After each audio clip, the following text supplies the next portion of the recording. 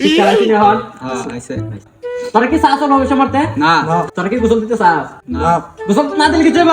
না 10 মাস 10 দিন ধরে মার ফাটো থেকে গোসল দিছিস না, কিছু হইছে? না কোনো অসুবিধা হইছে? না। আসলে গন্ধ করে? না একবারে ফ্রেশ কোনো গন্ধ করে না? গন্ধ করে না? শীতকাল যে আইছে আমি তো গোসল দেই না, 10 মাস হলে কোনো গন্ধ করে নি? যে গন্ধ করতাছি রে না না না কোনো গন্ধ করে না কোনো গন্ধ করে? না। গোসল না দিলে কোনো দায় দাম লইব? না বন্ধু ধরে নাকি তাহলে সিলাসিলি করতাছ আরে আর একটু গোসল পরামর্শ দিতে আছে, গোসল না দিলে বন্ধু কিছু হইব রে? না গুছল না তো গুছতাম না কিন্তু এনে কি তাহলে গন্ধ হচ্ছে আর দেখো আমার ধরে গেছে।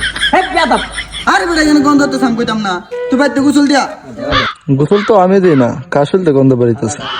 প্যান্সার কেন তো কেউ গোসলের কথা কইবে? আরে গাটটা লাঠিটা দূরে দিবে।